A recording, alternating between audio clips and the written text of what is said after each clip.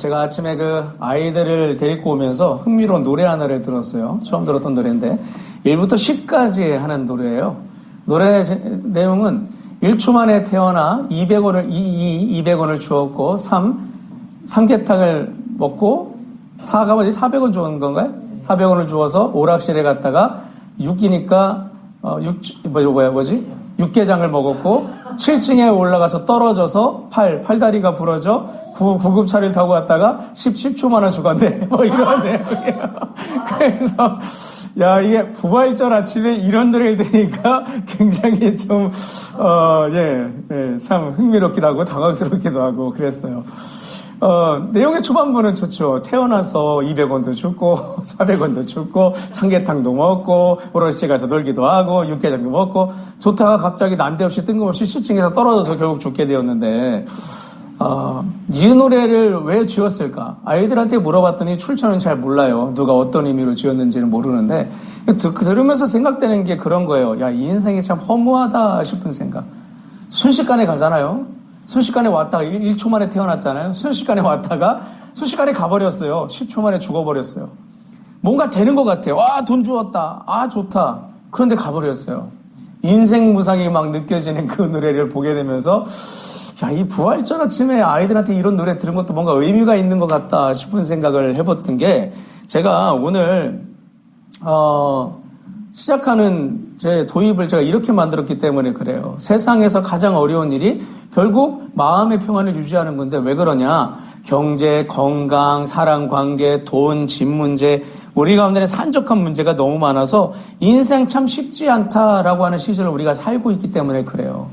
그냥 세상에 태어났으면 좋게 살면 좋고 남들처럼 많이 가지면 좋고 편안하게 살면 좋고 이런 생각을 막 하게 되는데 아침에 눈 떠서 일상을 돌아보면 한숨이 나올 때가 참 많은 걸 보게 되면서 야, 인생이 참 쉽지 않구나 이런 생각을 할 때가 너무 많다는 거죠.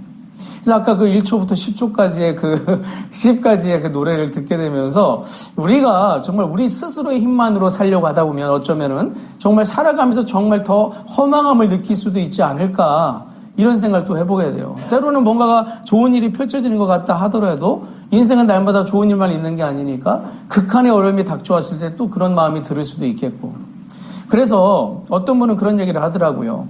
경제도 어렵고 건강도 어렵고 관계도 어렵고 돈도 어렵고 다 어려운데 제일 어려운 거는 삶을 항상 변화무쌍하니까 그 가운데 마음의 평안을 유지하는 게 가장 어렵더랍니다 라는 얘기를 했던 걸 제가 들었던 기억이 납니다. 제일 어려운 건 마음의 평안을 유지하는 거다. 그런데 성경은 오늘 우리한테 뭐라고 해요? 항상 기뻐하라 라고 얘기하고 평안을 너에게 주노라 막 그러신단 말이에요. 참 이런 말을 들을 때마다 어떤 분들은 삶이 참 어렵다 이런 얘기를 들을 때마다 더 힘들어진다 막 그런 분들도 계세요. 교회 가고 예배하고 찬송할 때 참 기분도 좋고 또 예수님이 부활하셨다라는 소식을 공식적으로 1년에 한 번씩 들으면서 간간히 또한 들으면서도 그래 부활이 소망이 되지 하면서도 그렇지 않는 상황을 겪게 되면서 참 어렵다 이런 생각을 하는 분들이 계시더라는 거예요. 그건 왜 그럴까 생각을 해보게 되면 결국은 오늘 우리가 삶을 살아갈 때에 여러분이 보실 때 왼편에 있는 세상의 평안의 방식을 많이 취하기 때문에 그래요. 삶을 살아가다 보면 우리 가운데 마음이 불안이 오고 평안이 사라지고 힘들고 어렵고 삶이 더덥다 허망하다고 느껴질 그럴 때에 세상은 뭘 강조해요? 여행도 한번 가봐. 취미생활 적절히 가져봐. 휴식도 취해봐. 명상도 해봐. 일시적인 증상 완화할 수 있는 방법도 취해봐. 막 이런 생각을 막 그런 해법을 솔루션을 줄 때가 참 많죠. 그런데 해봐서 아시겠지만 예수님이 빠져있는 이런 방법들은 오래가지 못합니다. 일시적일 때가 상당히 많아요. 그거 쉴 때 좋고 여행 갈 땐 참 좋죠. 근데 돌아올 때는 참 어려운 순간이 있어요. 제가 예전에 우리 지방에서 목회자 그 수양회 겸해서 남해를 간 적이 있었단 말이에요. 이 기회에 있으면 우리 모두 다 같이 한번 남해 가봤으면 좋겠다 싶은 생각을 해보게 되는데 남해가 정말 평안하고 좋더라고요. 한 번쯤 복잡하고 어지러울 때는 가서 마음의 쉼을 얻기에 정말 좋은 동네다 싶은 생각을 했어요. 1박 2일밖에 안 갔거든요. 1박 2일밖에 안 가서 거기를 돌아다니는데요. 대전에 오면 올수록 마음이 답답해지는 거예요. 그 남해 특성상 달리면은 한쪽은 산이고 한쪽은 바다예요. 계속 그런 데를 계속 다니다가 그렇게 마음 평안하게 있다가 딱 올라오니까 대전에 특히 톨게이트 통과해서 딱 들어서서 이제 빌딩 숲이 딱 펼쳐지는 순간요. 이제 마음이 답답 답답해지기 시작하는 거예요. 근데 그 답답한 가운데 하는 가능성은 뭐냐면 내 힘만으로 해결할 수 없는 현재적인 어떤 문제들, 앞으로 해결해야 될 어떤 일들, 이런 것들이 이제 현장에 돌아왔으니까 보이기 시작하면서 답답함이 느껴지는 거죠. 그러면서 시간이 지나면서 인의 마음을 되찾는 것은 기도하며 도우시는 주님을 바라볼 수 있기에 나 혼자 하는 것이 아니고 또 환경이 바뀐다고 해서 하나님이 바뀌시는 것도 아니니 주님이 계시니까 나는 평안할 수 있구나, 이런 마음을 가지면서 다시 마음을 다잡게 되는 것이죠. 그러니까 결국 오늘 우리가 살아갈 때 우리가 부활하신 주님을 믿는다고 하면서도 여전히 두려움과 불안 속에 우리가 살아가고 있다면 결국은 부활이라는 이 주님께 주신 이 기독교의 핵심 가치가 우리의 머리에서만 떠들고 다니는 것은 아닌가를 생각을 해볼 수 있어야 돼요. 여러분, 예수님이 부활하신 목적은 분명해요. 우리를 하나님 자녀답게 바르게 살게 하시기 위해서 부활하신 거예요. 그 생명 갖고 살게 하시려고 부활하신 거고, 우리를 통하여 세상에 주의 뜻이 펼쳐나가고 하나님의 영광이 이곳에 깃들게 하기 위해서 부활하셨단 말이에요.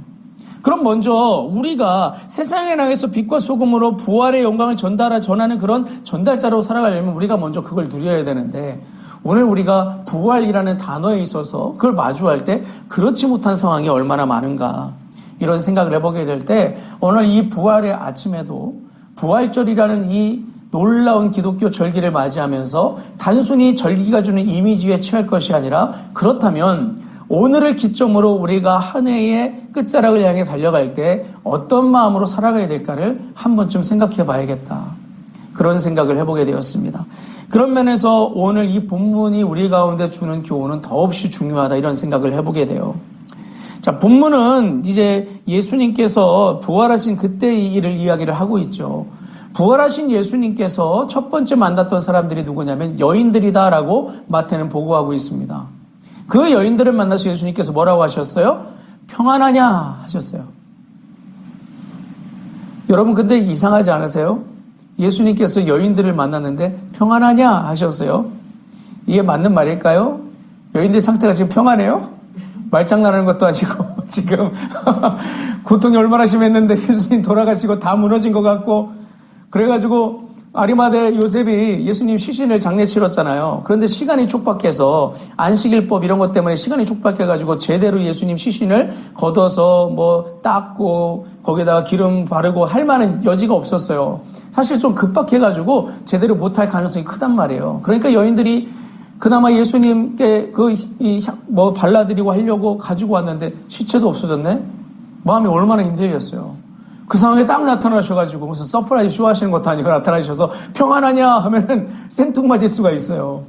그런데 여기서 주님이 하신 이 말씀, 우리가 먼저 봐야 될 게 뭐냐면, 이 평안하냐는 말은 사실 기뻐하라는 의미인데, 사실 이거는 질문이 아니었어요. 이 한글 개혁판이 좀 이 번역을 다시 한번 손봤으면 좋겠는데, 이건 원래 원어를 볼 때 인사입니다. 그냥 인사예요. 유대에서 흔히 통용되는 그 시대 당시의 인사법이에요. 예수님께서 그렇게 나타나셔서 뭐라고 하신 거냐면 이렇게 인사하신 거예요. 샬롬 하고 나타나신 거예요. 샬롬.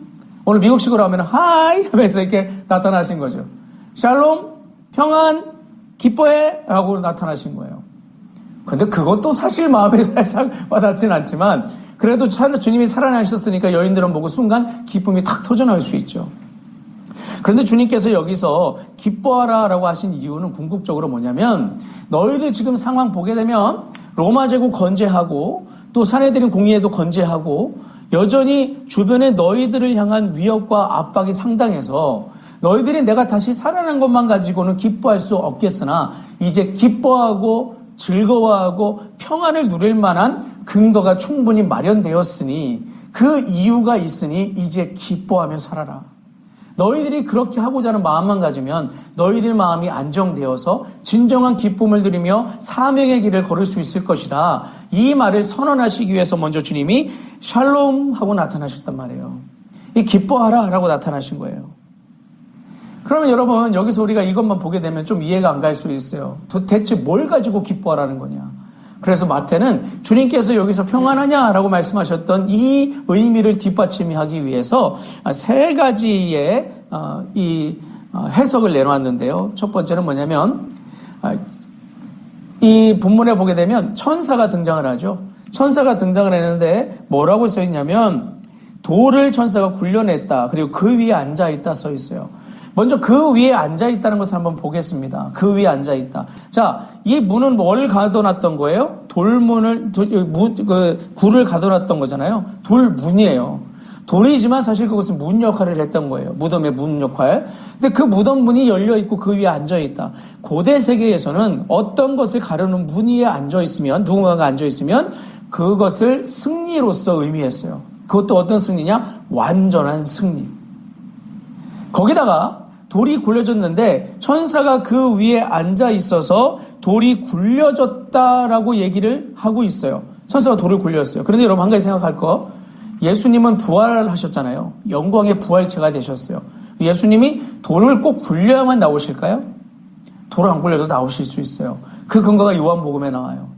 문이 다 닫혀 있는데 예수님께서 제자들이 모여 계신 한 군데에 나타나셔서 한가운데 영광의 몸체시기 때문에 그냥 팍 통과해 버리신 거죠. 그런 주님의 부활의 영광의 그런 몸이셨는데 돌을 꼭 굴리셔야 나온다? 그렇지 않아요. 그럼 이 돌은 누구를 위해서 굴려놓은 거예요? 증인들을 위해서 굴려놓으셨던 거예요. 그 천사가 여인들을 보고 뭐라고 해요? 가서 그분이 누우셨던 곳을 보라라고 그래요. 이 말은 너희들 위해서 열어놨어.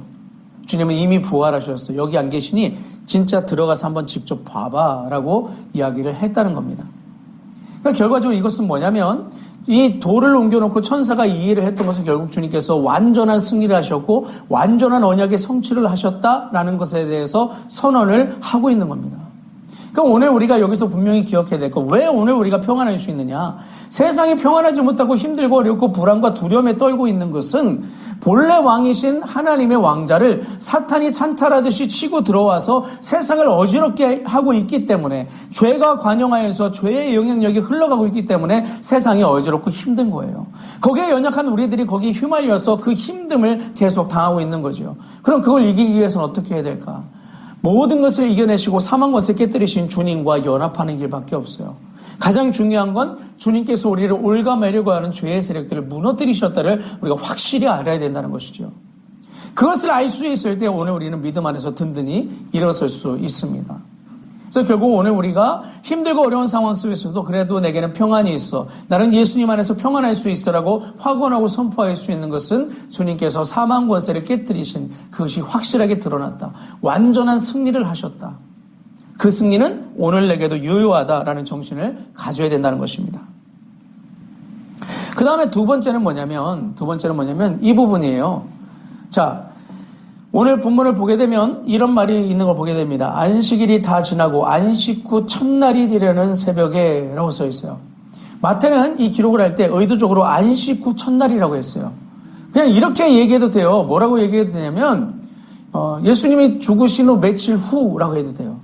그런데 그렇게 안 하고 안식 후 첫날이라고 굳이 이걸 못 박았어요. 왜 이렇게 못 박았을까요? 이유는 한 가지, 첫날이라는 단어를 강조하고 싶었기 때문에 그래요. 첫날. 이것은 창세기하고 정확하게 매칭됩니다. 그러니까 여기 쓰인 안식 후 첫날이라는 단어는 창세기적 언어예요. 그래서 첫 창조 창세기 때 하나님께서 흙으로 사람의 모양을 빚으시고 생기를 넣어서 생명이 있는 존재로 만드셨잖아요. 그런데 오늘 이 부활의 날에도 그 일이 일어난다는 거예요. 성령님을 통한 생기가 불어와서 오늘 모든 인류를 살리시는 그것을 예수님의 부활의 날을 통해서 먼저 시연해 주셨던 거예요. 예수님이 부활하셨듯이 오늘 이 날이 새로운 시작점이 될 것이며 새 창조로 인해 하나님의 새 시대가 열렸다는 것을 주님께서 분명히 선포하시는 거예요. 주님께서 진정한 왕으로 군림하셔서 더 이상 사탄이 왕 노릇하지 못하게 하고 왕 대신 주님만을 섬기는 그에게는 하나님의 창조의 권능이 임할 것이다라는 선포를 이걸 통해서 해주고 계신 것이죠. 그래서 요한은 이 대목을 정확하게 캐칭해서 어떻게 기록하고 있냐면, 주님께서 제자들에게 나타나셔서 평안이 있으라 하시면서 뭐 하셨던 거 혹시 기억나세요, 여러분? 평안이 있으라 하시면서 주님의 한 행동이 있어요. 숨을 푸 하셨단 말이에요. 이게 뭐랑 연결되는지 아시겠죠? 하나님께서 인간을 처음 주실 때 생기를 푸 하셨던 그것과 연결되는 거예요. 주님이 제자들에게 패배의 의식에 갇혀있던, 절망에 있던 제자들에게 그걸 행하신 거예요. 내가 하나님이 처음 아담을 만드실 때 하나님의 생명을 불어넣으셨던 것처럼 너희에게 나도 생명의 역사를 불어넣는다. 새로운 창조의 시대가 시작되었다. 새 이스라엘의 시대가 시작되었다. 그것은 곧 교회의 시대이고 교회의 시대에 내가 너희와 함께하며 역사를 이루어갈 것이니 담대해라. 너희들은 패배자가 아니다. 절망은 더 이상 너희들 것이 아니다. 나를 통해 이길 것이다. 나를 통해 역사가 성취될 것이다. 이걸 선포하고 있는 게 이 부활의 아침이었다는 거예요. 마태는 이걸 이야기하기 위해서 안식 후 첫날이라고 정확하게 못 박아서 이야기하고 있는 것입니다. 그래서 오늘 우리에게 평안할 이유가 분명히 있다. 부활은 오늘 우리에게 평안이 시작되었습니다라고 선언하는 것이다라고 얘기를 해주고 있는 겁니다. 세 번째 근거는 무엇이냐면 모든 것이 끝났다라고 생각하는 그 자리에서도 다시 일어서게 하시고 시작하게 하신 하나님의 은혜가 여기 있다라는 거예요.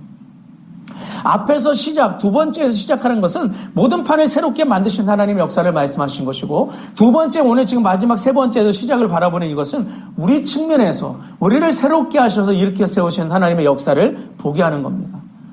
자, 오늘 말씀 중에 이 말씀이 있어요. 예수님이 살아나셨는데요. 예수님이 하시는 말씀도 있었지만 이전에 천사도 했던 말, 오늘 본문 안에 반복되는 단어가 있어요. 그게 뭐냐면 갈릴리라는 단어예요. 이건 예수님께서 이전에 십자가에 달리시기 전에도 제자들에게 말씀하셨던 부분입니다. 너희들 나중에 내가 다시 살아나면 갈릴리로 갈 거니까 거기서 만나자, 이미 말씀하셨어요. 그걸 천사가 다시 한번 얘기하고 있어요. 그리고 예수님도 지금 여인들에게 얘기하고 계신 장면이 여기서 나타난 걸 보게 됩니다. 갈릴리로 갈 것이니까 제자들한테 전에 내가 했던 말 기억하고 갈릴리에서 만나자고 전해 라고 얘기하세요. 그리고 이 장면이 어디에 기록되어 있어요? 요한복음에 기록되어 있죠. 제자들이 베드로가 나 고기 잡으러 갈 거야 라고 하고서 갈 때 제자들 중에 일부가 같이 따라갔던 장면이 여러분 기억나실 겁니다. 그 장면이 바로 이 말씀 듣고 움직인 그 부분이에요.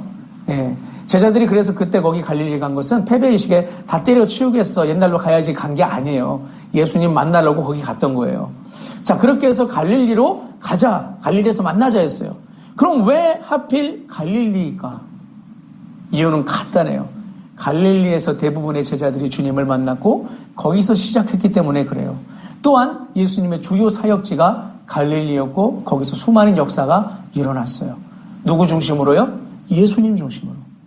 그러니까 주님이 그러신 거예요. 나 살아났고 너희들 중심에 있어. 그리고 이 자리에 다시 와봐. 너희들이 어떻게 시작했는지를 기억해. 너희들 나와 함께 했을 때 어떤 일을 할 수 있는지를 기억해. 이제 다시 시작하자. 너희 할 수 있다. 너희들로서가 아니라 내가 살아났고 사망 권세를 깨뜨렸고 이제 새로운 판을 짠 내가 다시 모든 것을 시작할 것이니 너희도 할 수 있다 라고 해서 부르신 자리가 갈릴리예요.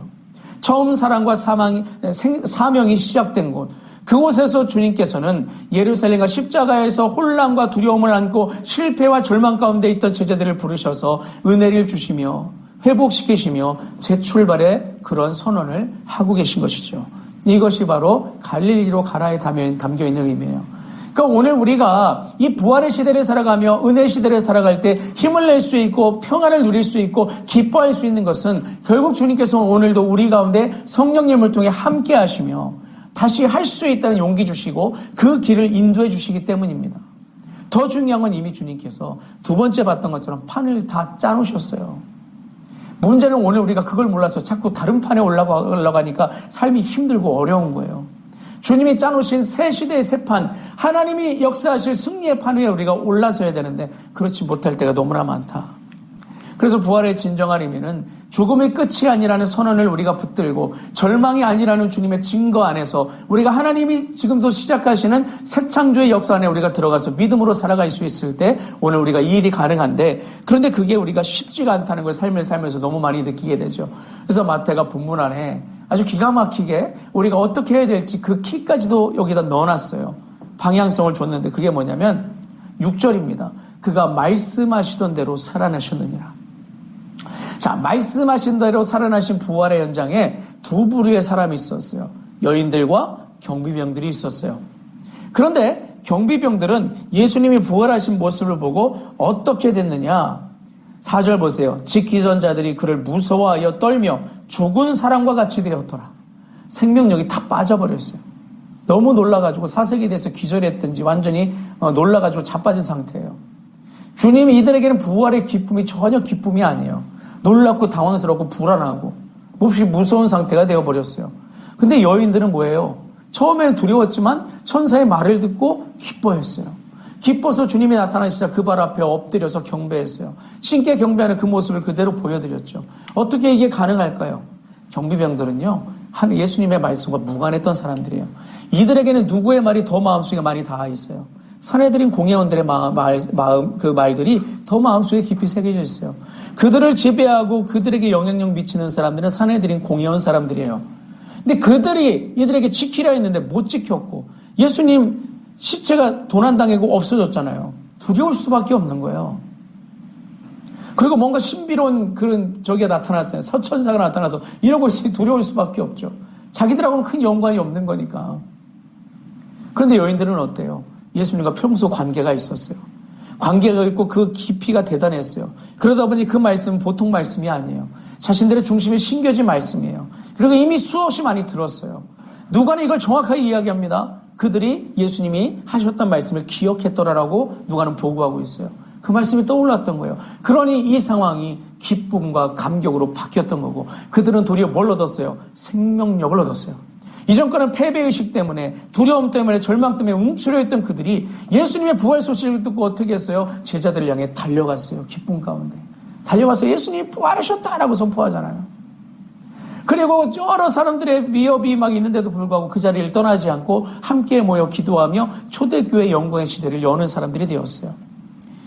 그들의 안에는요, 세상이 빼앗을 수 없는 한 가지가 그날 안에 심겨졌어요. 바로 주님이 주시는 평안이었어요. 어떤 것도 그 평안을 못 빼앗죠. 여러분, 평안이라는 것은 삶이 다 안정돼서 아무 걱정도 없고 모든 것이 다 좋게 돌아가가지고 편안한 상태가 평안이 아니에요. 평안은 주변이 어떻게 돌아가든 내 중심이 하나님을 향한 그 상태가 유지되는 상태가 그게 평안이에요. 초대교회 성도들이 그랬잖아요. 부활의 주님을 바라보고 평안했잖아요. 오늘 우리가 그러냐, 그 질문을 하고 있는 거예요. 여기 본문에서는. 그래서 여기서 중요한 건 오늘 우리가 말씀하시던 대로 이걸 붙들어야 돼요. 주님의 말씀이 우리 중심에 심겨지도록 계속 살아야 돼요. 듣고 흘려버리고 듣고 흘려버리고 의미 없어요. 그냥 말씀을 새로운 어떤 교훈을 아는 것으로 끝나도 소용없어요. 이 여인들이 그것이 기억날 정도로 새겼던 그 마음을 우리가 본받아야 돼요. 말씀하셨던 대로예요. 지금 말씀하시고가 아니에요. 말씀하셨더니 떠올릴 수 있는 상태가 되어야 돼요. 그래서 주야로 주의 말씀을 묵상하는 자가 복이 있는 거예요. 그 말씀을 알면 뭘 할까요? 우리가 나갈 길을 알아요. 멈춰야 될 자리, 서야 될 자리, 행해야 될 것들을 알기 시작해요. 그런데 그 길이 누가 해놓은 길이에요? 예수님이 짜놓으신 주님의 판 위에 서는 거예요. 이미 승리가 예정된 판 위에 서는 거예요.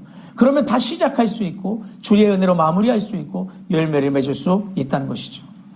오늘 우리 가운데 그 은혜가 있을 줄로 믿습니다. 여러분, 예수님 부활하셨고요. 부활하신 주님은 우리와 함께 하십니다. 그 믿음 갖고 오늘 우리가 살아갈 때에 어떤 상황에서도 우리는 우리 마음을 지켜서 믿음의 길을 오롯이 걸어갈 수 있다는 것이죠. 여러분이 잘 알고 있는 디트리 보네퍼라는 목사님, 2차 세계대전 때에 나치에 저항했다가 붙들려 가서 순교하셨던 분인 거 여러분 잘 아실 겁니다. 이분은 옥고를 치르면서도 항상 신앙이 올곧았어요. 끝까지 자기의 중심을 무너뜨리지 않고 지키다가 결국 이제 사형을 받고 순교하시게 되셨는데, 이분이 처형장으로 가기 전에도 이제 같은 수감자들과 함께 예배를 드렸답니다. 그러면서 수감자들한테 이렇게 얘기했대요. 이것이 끝이 아닙니다. 나에게는 삶의 시작입니다. 라고 하고 형장으로 가셨다는 거예요. 이분에게는 이 땅에서의 삶이 전부가 아니었어요. 이 땅에서의 삶은 이제 다시 시작될 영원한 천국의 삶을 준비하는 그 삶이라고 봤던 거예요. 그러니까 그 나라에 합당한 자격을 내가 취하겠다 정신이 있는 거죠. 물론 행위론적인 것을 강조하는 거 아닙니다. 구원받은 자답게 살겠다는 거예요. 나를 위해 주님이 부활하셨고 영원한 생명 주셨는데 내가 왜 주님과 역행하는 세상 가치 때문에 두려워 떨고 내가 내 마음이 흔들려야 되느냐? 그렇지 않다. 육신은 괴롭고 힘들지 모르겠으나 내 영혼은 주님으로 인하여서 평안하다. 그러므로 나는 이 죽음도 믿음으로 감사함으로 담담하게 받겠다. 이게 이분의 마음이었어요. 그래서 이분의 이 마지막을 보면서 한 의사가 이런 기록을 남겼는데요. 나는 평생 많은 처형을 보았지만 이렇게 평안하게 죽음을 맞이하는 사람은 본 적이 없다라고 그 의사도, 그날 그것을 바라봤던 의사도 그 이야기를 했다는 겁니다. 그래서 오늘 우리 믿음으로 우리 주변을 둘러보면 여전히 두렵고 어렵고 힘든 상황들 많이 있지만 우리 주님은 부활하셔서 생명의 주권자로 승리를 예고하시며 우리와 함께 하신다는 걸 믿고 주변 상황, 여건 또는 내가 원하는 대로 풀려지지 않는 상황들 때문에 여러분 흔들리지 마시고 하나님의 선하신 역사하심을 기대하며 오늘도 여러분이 마땅히 서야 될 자리에 서시기를 부탁을 드립니다. 그런 믿음을 갖기 위해서 우리가 앞으로 부활하신 주님과 함께 믿음으로 동행한다는 그런 다짐을 하면서 이 우리의 고백 함께 읽고 마치겠습니다. 시작. 부활은 단지 죽은 예수님이 살아나신 과거의 기적이 아닙니다. 부활은 절망의 세상 속에서도 우리가 평안과 소망으로 나아갈 이유가 지금도 살아있다는 하나님의 선언입니다. 아멘.